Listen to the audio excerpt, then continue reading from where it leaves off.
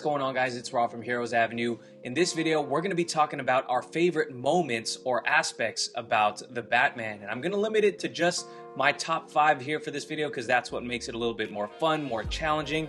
You having to pick apart this masterpiece of a movie and finding out what is literally your favorite aspects or even favorite scenes from the movie. Now, if you haven't seen it again, make sure to go watch it, come back here and let me know what your favorite are, because I'm gonna list mine. They're in no particular order, but they are my favorite aspects and scenes about the movie. Sometimes I'm gonna be cheating a little bit and adding a little bit of context to the scenes and talk a little bit about what happens prior or after the scenes. So I'm just gonna say that right off the bat. But with that being said, it is really hard to pick 5 things about this movie that you like the most because, quite frankly, I was on the edge of my seat from the beginning to the very end, and I knew once the movie started that we were looking at something special here, and as it progressed, it only strengthened that thought. So I could talk a long time about a lot of the things I like. It's really about the details in this movie. There's so many details that are hit upon, and as a Batman fan, and even if you're not a fan, there's the details that Matt Reeves chose to include and focus on are so good, and I can talk again a long time about that. You'll know if you've seen the movie just how amazing it is. We can talk about the music, we can talk about Batman's presence on screen, the weight of his suit, how it makes an impact with every step, the sound design. Darren touched on some of the things in his non-spoiler review, but here we're going to talk about my top 5 favorites. So without further ado, I'm going to first talk about my number 1 favorite scene. I'm sorry, not my number 1, but my first favorite scene, and it is the Batmobile chase sequence. Now, this is a sequence we saw plenty of in the lead up to the movie. We saw the trailers. They really focused in on this new Batmobile because 1, they probably got to sell toys, yes, but 2, it is, in a 3-hour movie, one of the big action set pieces, and it was amazing. It focused on this new Batmobile, which looked like, and you could tell, is something that Bruce Wayne created himself, because you actually see the car stall in the movie, but everything about, again, that's just one of the details that Matt Reeves included, the fact that it even stalls, but it's so cool how it is revealed when Bruce Wayne working with Gordon, and then you see also Catwoman on scene. They're trying to figure out what is going on in this warehouse, and something goes wrong, and we see Catwoman in trouble because the Penguin and his henchmen come out, and they're in big trouble. They're getting fired upon with a bunch of automatic weapons, and this is kind of this was really cool because it looks like Batman gets hit in this sequence, and then all the attention gets focused on Catwoman. By the time Penguin's out trying to finish the job on Batman, you see he's gone, and then you see the entrance to the Batmobile, and at that point you're not even realizing that it may make the entrance, but you're like, man, when it comes on, it just like Batman himself in the movie, using the shadows to his advantage. So you see the headlights turn on, the blue fire in the background or in the back of the car turn on, and it's just like, oh damn, it's on. And the cool thing about the scene is that you see a lot of things. You not only see Catwoman like book it after she grabs a bag of money and takes off, but then you see how powerful this Batmobile is. Once it stalls, Penguin has a little bit of time to get away, but he catches up, and then the amazing cinematography in this movie is what also takes you into it, makes everything so visceral, because you see the side view of this of Robert Pattinson's door, and you're just seeing how insane the maneuvers are, moving in, weaving in out of traffic, and the Penguin, after a long sequence that's filled with some really high adrenaline moments, you see the Penguin gets away, and Robert Pattinson's Batman, at this point, he really does not fear death, and at this point he's like, I'm going for it, turns on his boosters, and just luckily enough, a ramp is presented in front of him in which he's able to jump over the fire and captures Penguin. So just a really edge of your seat moment. that really makes this one of my favorites. Not only do we get the introduction of an incredible Batmobile, but the Batmobile itself felt like a character, more so than any other of the Batmobiles, outside of maybe Keaton's Batmobile. Felt like a character onto its own, and I'm excited to where it grows and evolves over time. And another thing that's also kind of just an extra part of the scene that I like, well, it's not even part of this scene, the following scene after he catches Penguin, you know, we get that amazing shot of him walking with the fire in back of him. It's an upside down shot. How just some great cinematography. Then the following scene, you get Penguin being a really funny guy. You get a chance to see Penguin and his personality. Colin Farrell really brings him out with his portrayal and just makes him his own, because Colin Farrell is so unrecognizable. So absolutely amazing. Love that scene. That's just the number one scene that comes up in my head. It's not necessarily my number one. Maybe that's going to be for another video. Anyways, number two, this is more so two scenes, so I'm kind of cheating, but it's an aspect of the film that I really love. We got the Iceberg Lounge scenes in which Bruce Wayne and Batman make their separate entrances at different times in the movie. I really love this because you get to see how Batman is treated versus how Bruce Wayne is treated, the different levels of respect and just the weight their names carry. Obviously, Batman enters first in his bat suit, and the way he has to enter is he has to dispatch of all these enemies. He didn't even hide the fact that he was coming. He walks in straight through the door, and maybe that's something that changes as Bruce and the Batman grow and evolve over the course of this trilogy of movies, or maybe more. But he just went in straight through the front door, and where you would think Batman would kind of make his way or sneak his way into the building, he just goes through it. And that just is a testament to how early on in his career Bruce is as the Batman, and just how he's still filled with so much rage and vengeance, as they like to say in the movie.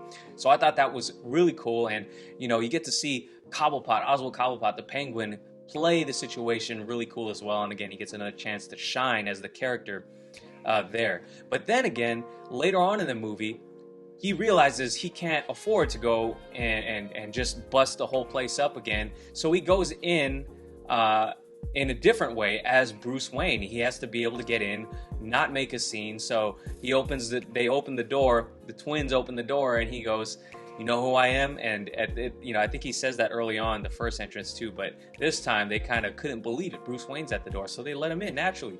Gets a escort right to the top. So that was really cool.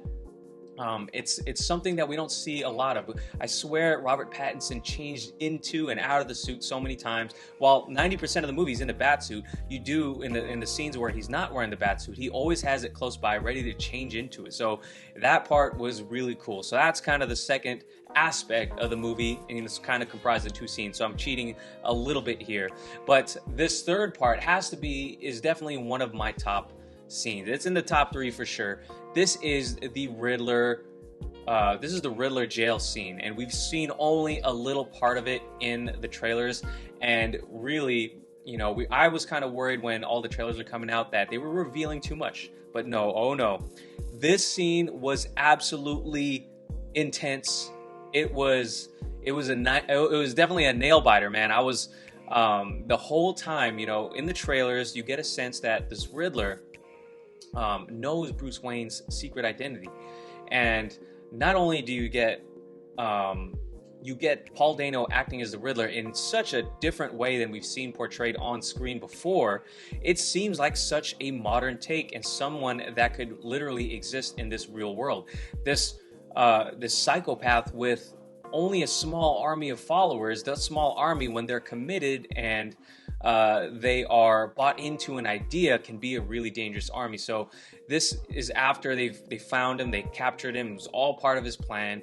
He thinks that his interaction with the Batman is going to go a lot differently, and when you see that it's not going the way that he intended it to go, you just see him break down, and it's just on Heath level,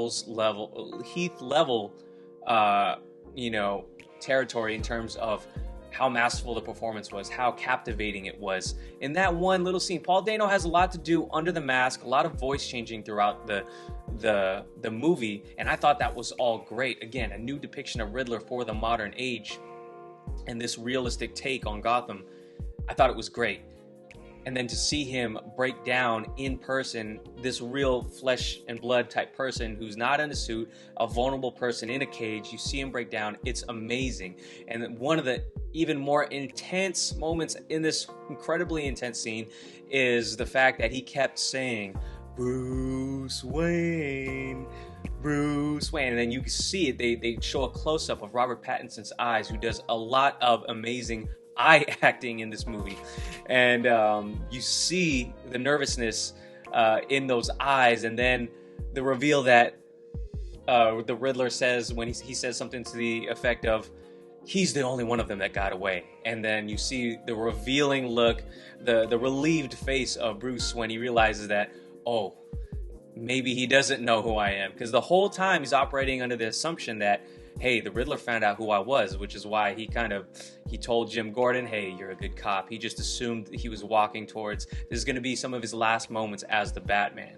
So it was so incredible. And again, Paul Dano just is on the top tier level performances as in any comic book film, without a doubt, after this performance. I do hope we see more of him.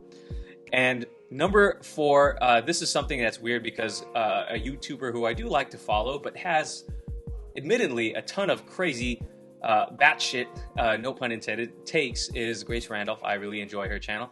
But one of the crazy things is that she keeps and reiterates, she doubles down on it, the fact that she thinks that Carmine Falcone was miscast with the great John Turturro. He is so great as Carmine Falcone. You know, I forget the actor from Batman Begins, again, who played Carmine Falcone. He was great as well, but this one obviously centers a little bit more around his character, with it being somewhat inspired by the Long Halloween story and other stories. You get a lot of different Batman story elements from different famous comic book runs.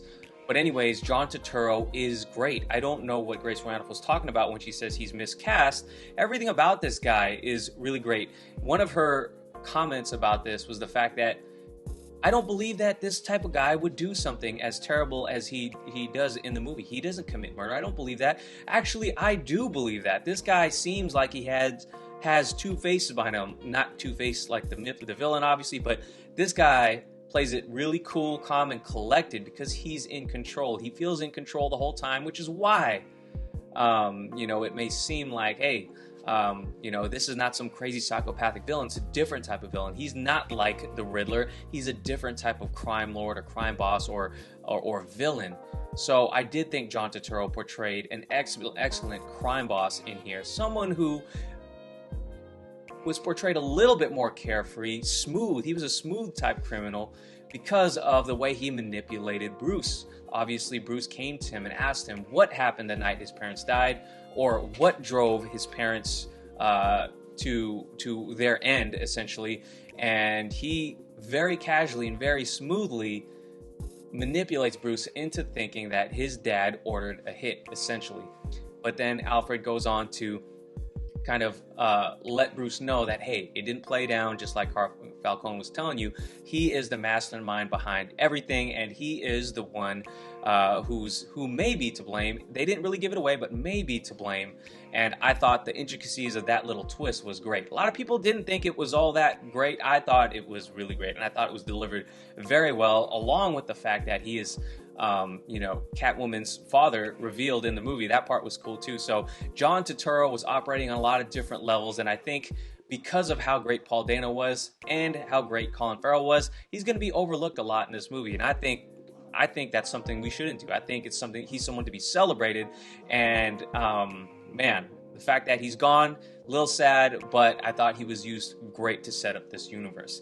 And lastly, this is definitely one of my favorite moments of the movie. While the third act wasn't my favorite, I don't know that the stadium sequences were my favorite. Funny enough, my favorite aspects of this movie were the whole detective side of things, the flesh of the movie itself. That third act in the arena, while it was cool, was not my favorite. But one of my favorite parts about that was when you get, again, one of my favorite parts about the movie itself is the fact we get to see Batman use so many gadgets, a lot of his utility and detective work that we don't see in other movies. The coolest part is something I didn't expect. When he was vulnerable, he was essentially dazed from getting beat up or blasted, and he sees Selina in trouble, and he pulls out a vial of adrenaline, pops it into this hole that was meant to accept that adrenaline, or to open up for that adrenaline in his suit. So I very much love how tactical his suit is, and the utility that he has in his belt, literally utility belt, right? It was so awesome in that, and you just see him go beast mode for the 2 seconds, and Gordon has to stop him, and it was just so cool. And something that I never, even thought of him having at that moment right there, because you just assume Batman's gonna get through it, but he actually had to get through it with some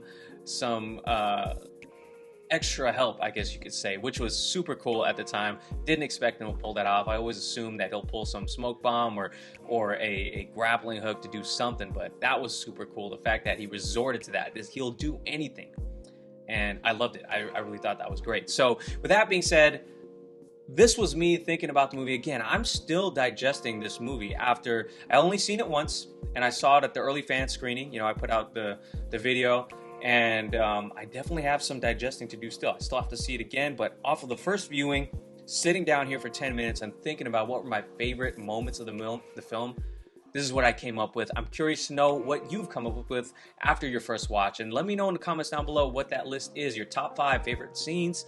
And if you've seen it more than once, definitely let me know as well. And if those scenes have changed after watching, that's another question too. So more videos on the Batman coming in the future. Thank you guys for watching. Subscribe to the channel. I'll catch you guys later. Peace.